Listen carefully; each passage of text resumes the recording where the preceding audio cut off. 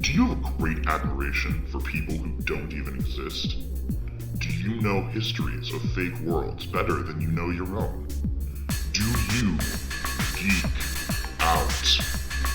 If so, geek out with us. Here, now. It's the Geek for All show. Yeah, hello. Welcome. It is the Geek for All. I am your host, Geekmeister, and with me is my co-host, Winchester. Hello. And let's get rid of the music here. We're gonna be getting rid of the music right from the beginning, and we're probably not gonna turn it back on tonight. We're gonna be showcasing this episode on New Year's Eve. We intentionally missed our last date because this was going to be a tribute episode in particular.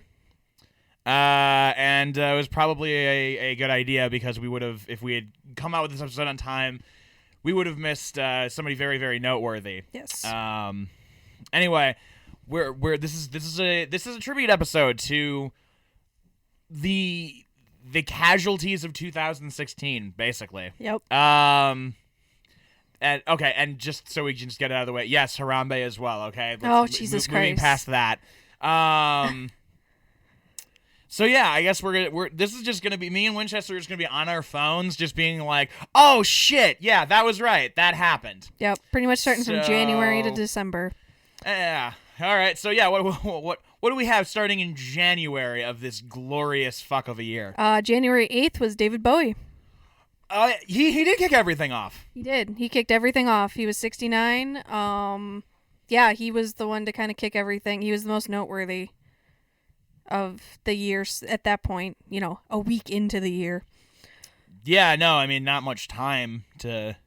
No. Yeah, no, right off the bat, there was a sour note because David Bowie, and then obviously, like, 2 days... What was it, 3 days later? It was 6 days later was Alan Rickman. Yeah, okay, it was almost a week, but not even a week. Not even a week later, at the same fucking age. Yep.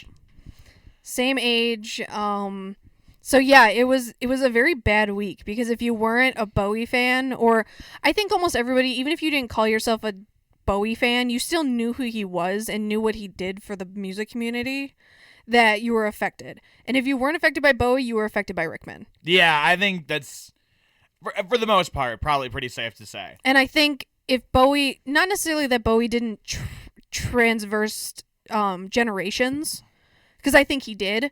I think Rickman especially did, because Rickman, you had him in, his big thing was Hans Gruber and Die Hard, but he was Severus Snape. And so he was Snape for all of us Harry Potter nerds. And, he's in Dogma, and he was in so many other movies that he kind of I mean, Rickman, multiple generations. There's so many different places that one might know Rickman from. Exactly. And so losing those two in a week was very, very difficult. Yeah, but apparently that was just going to set the tone for the whole year. This was going to be the sound of reality, I guess. Yep. Hearing about, like, oh, who died now? Yep. And being scared. For the past week, I've been scared every single time I've seen a celebrity's name on my Facebook trending panel. Right, like, oh, they're dead now. Right, like, I saw, who was it? It was Mark Hamill showed up because he had been paying tribute to Carrie. Oh, God. And I had a damn heart attack. Oh, God. Oh, man, no. Oh.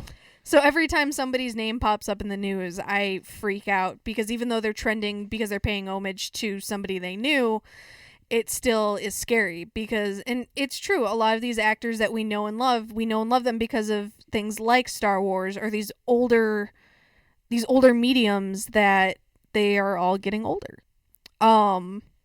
If we skip to February wasn't as noteworthy. You had Harper Lee, who is the Pulitzer Prize winner of To Kill a Mockingbird. Actually recently also, she passed. Did she finish the second book? Yes, the second book was published. Okay, Second book was published. I wasn't a big enough fan of the first book to really follow that closely, but I had known that she was in fact working on a second book before. Yes. It was actually a book she had written when she was younger. Because she was going through dementia and other types of things that It's actually a sequel to To Kill a Mockingbird. I haven't read it yet.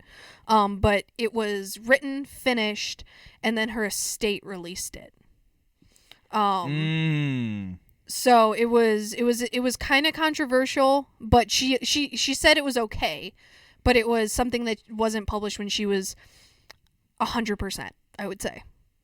Like 100% mentally there. Right.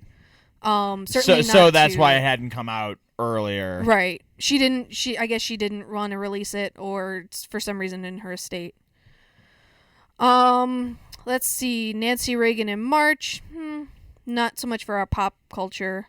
I mean, still... But still big. I mean, yeah, she was no, still that was very still big. very significant. Very significant. Not a whole lot in pop culture for March, though.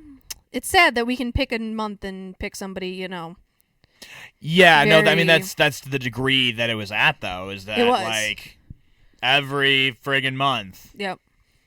April, Doris Roberts, who plays the mother on Everybody Loves Raymond. Ah, played the yeah, that mother. one sucked. That one was hard because she's Everybody Loves Raymond was on the air for 9 years, and she's a very iconic character.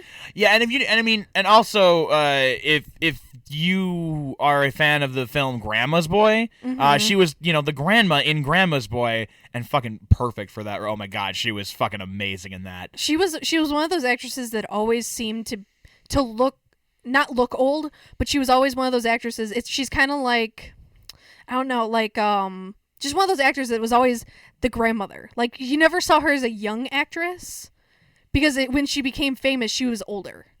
So she always played older roles. Right. No, she traditionally kind of played like a grandmotherly or a type mother role. kind of type role. And she was really great at it. I mean, she had a shtick, but she was really good at it. And like, she was really good at like being obnoxious and endearing at the same time. Yeah, definitely. Shortly after her, I think about a week later, was Prince. On April 21st. Yep. He was young, 57. Yeah. And that one's super surprising because, like, granted, he had a big 80s.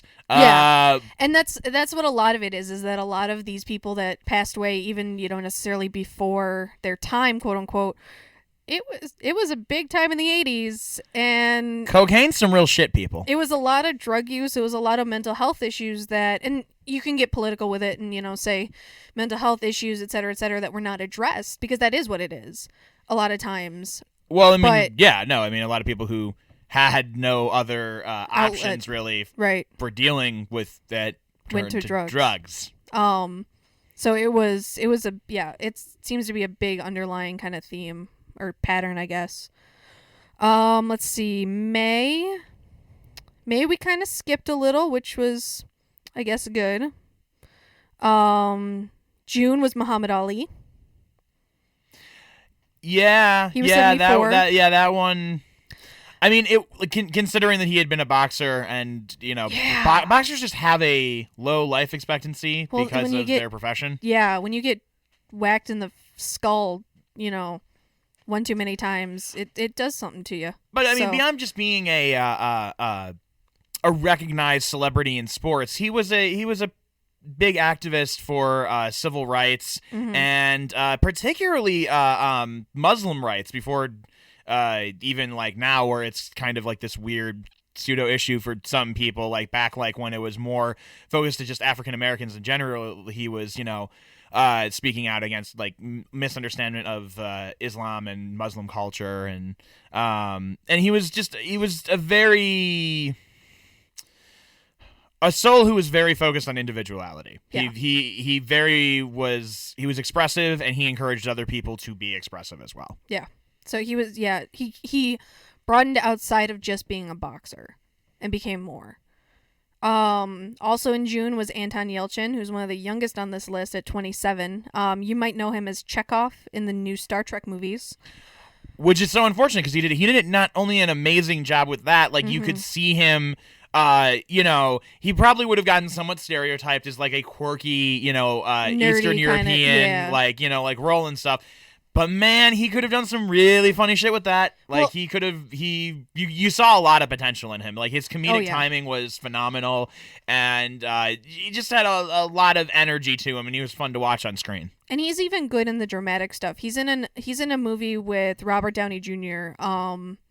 Charlie something, I'm blanking, but it's got Kat Dennings, Robert Downey Jr. and Anton, and it's when he was younger. Oh wow, okay. I wasn't even. Wow, I've missed this one entirely. But he does a little more serious too. Basically, the movie's about this kid who gets sent to private school, and he kind of fakes his way into getting all these medications for. He goes to a therapist or a psychiatrist, I guess you could say. And when he gets sent to this new school, he ends up being kind of these kids' therapists inadvertently, and they're not able to get the kind of medication that they think they need, whether it's antidepressants or to keep them focused or whatever. So he kind of fakes these symptoms to his own doctor to get these prescriptions written for these kids. And obviously, things ensue, he gets in trouble, et cetera, but it's a very kind of profound kind of movie, very under the radar kind of movie, but it's very good. What was the title of that? It is, hold on, I gotta look it up now. Because it's got Kat Dennings, Robert Downey Jr., Anton Yelchin. Let me pull it up. It was on Netflix for a little while. Charlie Bartlett. Charlie Bartlett? Bartlett. Charlie Bartlett. Yeah. Interesting. He's actually been in quite a bit of stuff. But yeah, so that one was 2007. So around the time Robert Downey Jr. was getting back into being a normal human being. Right. Being right. a functioning member of society. After the jail. Yeah, after jail. It was after jail. So yeah, this, Anton had such potential. And it sucks because his is one of the few on this list that were accidental and not age and health related. Yeah, no, he just what you were saying earlier, pinned by his car. Mm-hmm. His car rolled down his driveway and pinned him between, I believe it was either his mailbox or a pillar on his driveway, and just killed him. Man, that is. And people were, and it was during the filming of Star Trek, so the third one. Oh, was he CGI'd in a little bit at the end or anything? I don't know. I think so, or he had just finished, or he was supposed to show up for rehearsal. I know that. He was supposed to show up for rehearsal and didn't. Wow, interesting. Something. I wonder if he might be the first to have been, resurrected, because it might be. The next week, Tuesday coming up, as you'll be hearing this, we're going to do Rogue One, and we'll talk all about the resurrection of Peter Cushing. But maybe there was something before Peter Cushing. That'd be interesting to look into. Anyway, so that probably one of the few young deaths we're gonna see. Yeah, especially on this list. But I mean, not that anybody was tremendously old. I mean, some people were in their 90s, but it was a lot of 60s, 70s. 70s, like really? Mm-hmm. Especially the big noteworthy people were 60s, early 70s, late 50s. Right. Very, very at this point in time young. Because life expectancy is a lot older. Yeah. All right, so for July, we had Elie Wiesel, who is a notable Holocaust survivor. Big writer, political activist. Yes, yeah. Who else on this list? Gary Marshall, who created Happy Days, Mork and Mindy, and Laverne and Shirley. Oh God, that's right. He was 81. I mean, yeah. So not as surprising, but but still kind of there. Yeah. August had Kenny Baker, who played R2-D2. Who didn't get as much attention probably as he deserved, because unfortunately a lot of people don't realize that R2 was actually an actor. Yeah, it wasn't BB-8 who was controlled by a remote control. But still, that's still puppet work, and that person should definitely still get more credit than they do. It's just really unfortunate when we don't see the actual face. We just don't. He wasn't in the public as much. Yeah. I mean, that's just what happened. Like, we need faces for whatever reason. Yeah. That's just who we are as creatures. He was also 81, so it's a lot of old, dying of old age as opposed to, something else. Right. Also, someone else we touched on earlier this year was Gene Wilder, was in August. Yeah, we did a tribute to him in particular, and even by that point, kind of knew that we were going to have to do like a one on a larger scale. Yeah. Going into September, September kind of petered off a little bit. Arnold Palmer, golfer, creator of the beverage. The Arnold Palmer. Yes, exactly. October, oddly, kind of sparse. Only 3 people. Nobody really, not to say nobody of any, Nobody of huge celebrity nobody note. huge celebrity. I think, but was that when? No, it was in November. Sometime was the first American in space, like whose name I cannot remember at the moment. Yes. November we had Leonard Cohen, who is the poet songwriter of Hallelujah. Yep. He was 82. And then we had Florence Henderson, who's Carol Brady on the Brady Bunch, for many years, past not even necessarily through the TV show, but wasn't she the mom? Wasn't she? I think she might have Carol in the movies? Yeah, I think she did the mom in the movies. So I think so. And yeah. she would do it whenever there was like a cameo, like on Family Guy or Simpsons or whoever. Like she would be her. Yeah. So she was very much that character for pretty much her entire life. Fidel Castro was on November 25th. And then we had Ron Glass, who many of you might know as Shepherd Book from Firefly. That one was very sad. Yeah. He was the first group from Firefly because everyone's relatively young. Well, yeah, I mean, he was literally the old man on the show. So he was 71. I know, Holy he was crap. like, the thing is, like, he wasn't that old. No, but yeah, that one was a big one. And I think that one was very quiet because I think because he was in a lot of sci-fi stuff. He was in a lot of like very neat, like very specific genres. Sci-fi, the occasional like NCIS or like procedural drama kind of shows, but nothing like super huge. So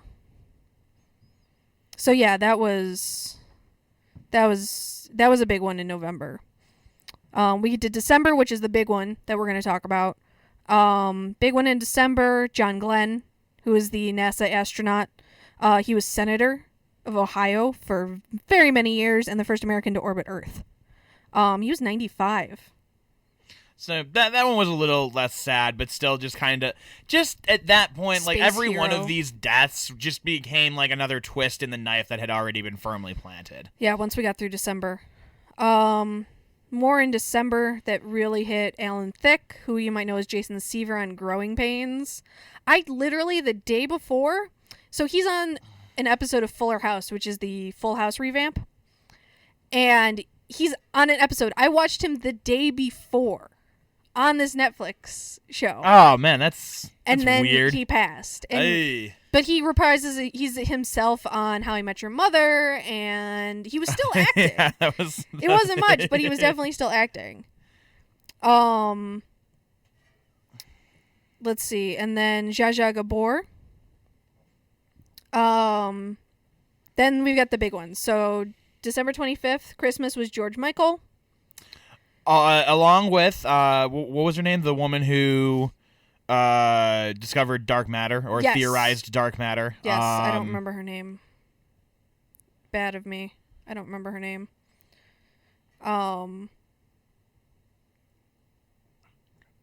But yeah, she passed away as well. It was a very interesting kind of day because they kept coming, like the news kept rolling out on Christmas about George Michael, and who wasn't necessarily, a very big influence on society, but along with a lot of the other kind of 80s pop stars, I guess you could say. Vera Rubin was her name, and she was the first one to I think both discover and theorize dark matter, or was the first one to discover it at least. Yes. And she passed, and also George Michael that day. Mm-hmm. And then finally, the two big ones. Well, I mean, earlier, I think the day ones. before that was when she had gone into the hospital. Carrie Fisher had gone into the hospital. So yes, Carrie Fisher was the big one. She had her stroke the day before, so the 23rd. I want to say it was. I think you might be right. She had her stroke the 23rd, And then we kind like some people were like, oh, out of the dark. She was stable. We hadn't heard anything like too many details. And then on the 27th, they announced that she had passed. Which, that one was a big one. I think out of everybody this year, like, and when I heard that she had the stroke, I couldn't handle it. Cause yeah, that was very much of an impact. Yeah. Which sucks. That's the thing, is that's, you know, I think we thought we were ready for just about any other deaths that were gonna like be coming our way. I was not ready for Yeah, I was not. Hers was kind of out of the blue. She was 60. She was still filming. She just got off the set. She was coming back from London and filming episode 8. Yeah, they had just wrapped. They just wrapped episode 8. So it was something that we hadn't really expected. So I think it affected a lot more of us. And I think because she was so well known, especially as Leia, not to mention in a lot of the other things she was in, and well, she was extremely. There's a couple of things to note that probably don't get mentioned about her enough, and that is that she was very outspoken about mental illness and the normalizing of its treatment, and that the ramifications of not normalizing that kind of treatment. And also, she worked a lot with Doctors Without Borders. Yeah. And she actually said that she probably would never be remembered for her work with Borders. No, because she was always and unfortunately, like, a lot of people probably won't really remember her for that. But if you followed her career closely, she was a really extraordinary person. She didn't give any shits, which I love. No, she did not. A lot of so I've been reading on, like, if you look on Facebook, especially in the past couple days, a lot of people have posted memories of her, whether it's the first time they watched her in Star Wars, and a lot of times it was the first time they met her, because they would talk to her about their mental illnesses and how she helped them get through it inadvertently, like indirectly, because she spoke out about it. And a lot of them, it started off with, I was in line to meet Carrie Fisher, and I wanted to tell her she was my hero. Or it was Kevin Smith saying she was my hero. And when people would tell her that, she would roll her eyes. Because she didn't necessarily believe it. And it was a lot of, yeah, I hear it all the time. And a lot of people would tell her, no, not Leia, you. And there are a lot of stories of her being kind of taken aback by it. So it was a lot of, she didn't take herself seriously. She did so much fun stuff. She would make fun of herself. She, Well, one of the quotes that was floating around was the story of George Lucas telling her that she couldn't wear a bra because there was no underwear in space. Which was a ridiculous statement, but his reasoning for it was actually kind of interesting if you ever want to go look it up. But the point is that after it talked about how you'd be strangled by your underwear if ever the gravity were to go out on a ship in space. And so there's this amazing quote that was going around where whenever I die, I don't care how it happens, I want it reported that I was bathed in moonlight and strangled by my bra. Yes. So that kind of tells you what kind of person she was. So I think it was a bigger hit on the geek world, not even the geek world, everybody, because Star Wars is not, back when our parents were kids and all that jazz, like it was being a nerd and being a geek was still a faux pas, and it's kind of in chic now, but at the same time, everyone knew Star Wars. It is the most referenced franchise ever. Pick up any sort of TV show, and I can guarantee you, if it's longer than if it's longer than an episode, they reference Star Wars at some point. Most likely. I think, in fairness, maybe give it 10. I would give it 10 episodes. But 10 episodes in, I don't think it's possible to not at least accidentally reference Star Wars in at least some way, shape, or form. Whether it's just at all. And then like we watched, what were we watching? That 70s show. And the episode where Star Wars comes out, from then on, there was at least one Star Wars reference every like 3 episodes. Well, because the writers had been wanting to make them the entire Oh, time, yeah. but they couldn't had to because wait. they had to wait for Star Wars to come out in the Yep, show. Exactly. And then they knew already, based on how they had built Foreman, that he was going to love Star Wars. Yeah. But it was very, because Leia was the first princess for a lot of us that she could have rescued herself. If she could have barreled her way out of that prison, she would have done it. She only needed the door unlocked. Yep. And just the fact that, and especially like Carrie would talk a lot about, the bikini and all that jazz. And yes, a lot of the merchandise got taken down of like the pop figures. They don't make the Leia and the bikini pop figures anymore. Yeah. Well, I mean, let's get real. That was partially because they wanted to limit the amount they produced of that, so that it would be a more marketable, valuable collector's piece, et cetera, et cetera. Anyway, but at the same time, like Carrie would always talk about that scene and how she got to kill Jabba. Like she was the hero in that scene. Like yes, Luke did his thing, et cetera, but you can't say that it wasn't necessarily planned. Like that was a whole thing that she took this slavery thing. Like I think the whole plan was, I'm gonna get on the inside and rescue Han. And then if things go wrong, you show up, and then I will probably be on the inside. And that was smart of them for a contingency plan of knowing who Jabba is and what he's like and what his reputation is. They would have known that if he discovered that it was a female, that was exactly what was going to happen to her. Like, there was probably no illusions. If any of you fine listeners just heard a buzz, I just got a text message because I left my phone on the table like a not smart person. But no, Leia was a boss. She was. Quite literally. Yes. Quite literally. There are a lot of memes of like, look at Leia, lost her home planet, her parents both adopted and birth. Sort of, to a point. Lost her brother. Her brother went off, especially by episode 7, her brother runs off. She loses her husband.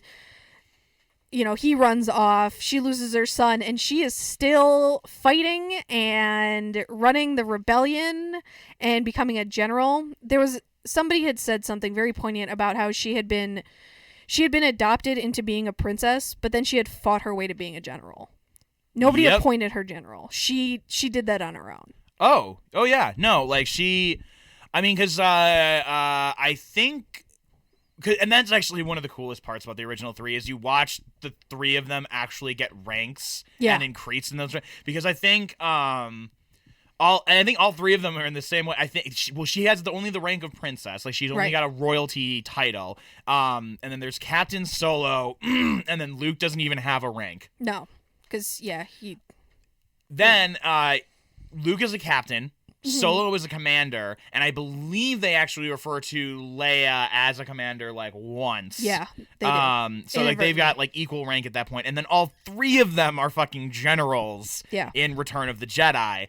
And of equal ranking, most likely, and it's just that the only reason Luke is in charge is because it's his idea to go down to the planet and lead that charge. Right, and he's the main character. Oh yeah, so, yes, yeah. So naturally, but I mean, like for most of the movies, she outranks Han and Luke. So it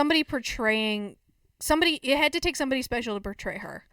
And Carrie actually had very big influence on the script. There was a page of the script that was floating around. It was when Han and Leia were going to Cloud City. Like, and Han was talking about Lando and being like, "Oh yeah, I have this buddy," and blah blah blah.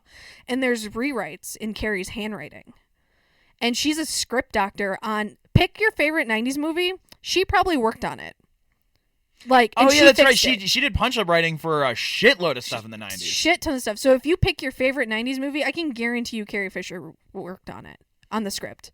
Uncredited, worked on the script. Right. She's for anybody who doesn't know that they're called punch-up writers. Right. And what they do is they're uncredited writers who get a script that is a hot mess and they make it, like, usable. Right, they fix it. Like, they just okay, this scene has to go here, and like, why is this scene even in existence? Get it the fuck out of here, and like, let's rewrite this entire page of dialogue because it's terrible. Yeah. So it's very much it's very much something, and it's an interesting piece of trivia because then you read her writing.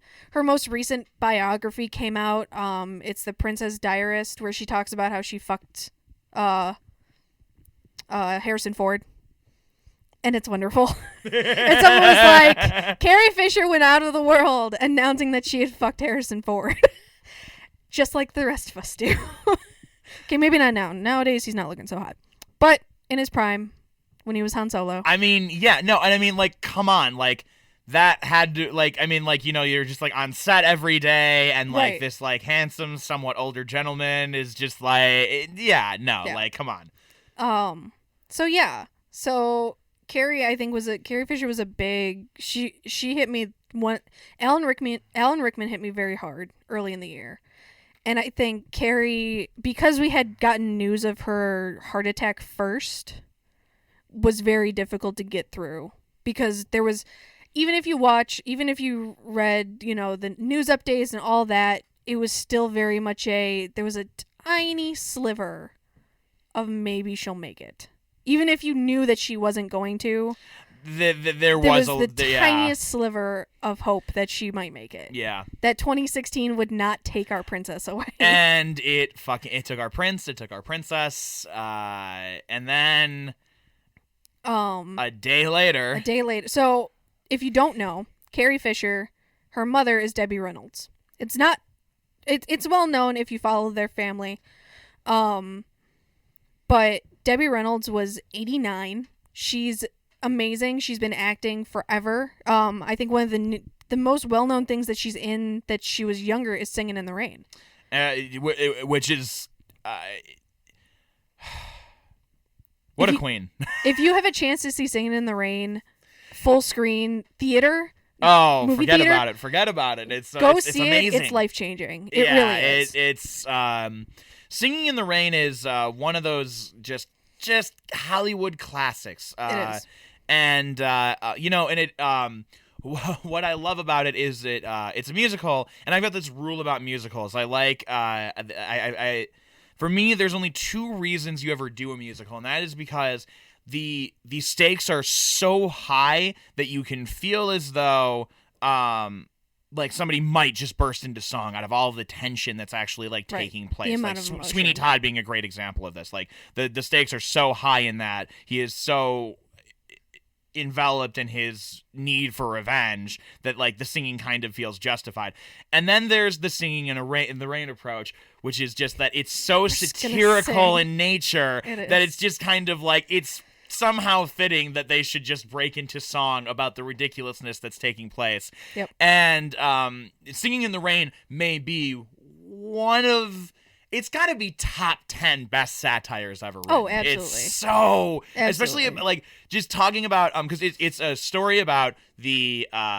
It takes place in the 1920s as talking pictures begin. Right. And so a bunch of silent movie actors and producers are suddenly having to get used to this whole changeover, and it's not going well in a lot of ways. And it's and just the commentary on the industry is not only just true for the time of the movie that they're talking about, but pretty much like about Hollywood throughout all of time. Even through now, there are things that are still true about what that script is talking about. It's true. If you've never seen Singing in the Rain, really, it's I don't even always like recommend movies specifically from that era because they don't always register with me. I feel like this one though is very timeless in a lot of different regards. It is. And Debbie Reynolds was the lead female in it, and she's tremendous. She keeps up. The fact that and there's always things about how she danced until her feet bled, and she sings, and she kept up with these two guys who just, that's what they did. And the fact that she could keep up with Gene Kelly and dance like him and have no problem doing it. Yeah, no, as she and also she was just hysterical. Oh yeah, she's so funny. She was so funny. Wonderful. The whole movie is. I mean, and if you follow her career even beyond that, like she was just this empress of the stage, and and then she passed stroke literally the next morning. And then they announced it later that afternoon. And here we are recording this 2 days later, a day before we're going to be releasing this. Yeah. And this and what was it? What was it fucking today? Like, not that it was anywhere on the equivalent level, but we had like one other like what was that? Who was that? I don't know who it was today. yeah. But that's been this year. But at the same time, like you kind of have to expect it, if only because things are getting, the baby boomer era, I guess you could say, is getting older, and the movie era, those that were big stars when our parents were kids are getting older, and the 80s were a thing. the 80s were a thing. Not only the 80s, but the 60s were a thing, and the 70s were kind of a thing, and then the 80s were really a fucking thing. Right. So it's very much, it was difficult this year, and I don't think it's going to get any better, unfortunately. Like we say, 2017, yeah, we're going to do it. I don't know. 100 Nazi scalps. So, yeah.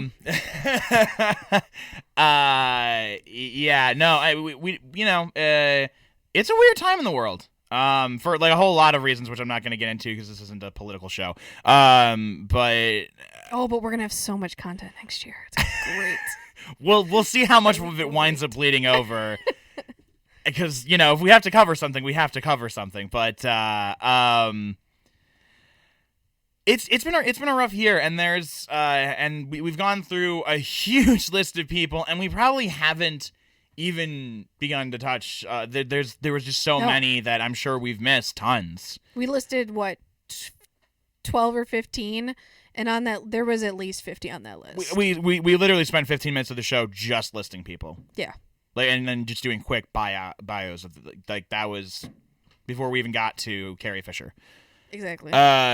So that has been 2016, and to the families and the friends of all of these individuals, we're very, very sorry for your loss. We hope that you really, really enjoyed their presence while they were here, because we as fans certainly did. And if there's anything next, good luck with what it is. Yep. To all of you. And to all of you listening, I hope you have yourselves a wonderful New Year's Eve. We will be we'll be having another episode. We'll be talking about Rogue One, the start of the year, and we'll be able to do spoilers because it's been out for a while. And if you haven't seen it, go fucking see it. Yeah, oh my God, go see it. We'll get to that. But yeah, for right now, Happy New Year's. I hope everybody had a wonderful holiday, whatever holiday you celebrate, and have yourselves a great evening. Night, guys. Bye.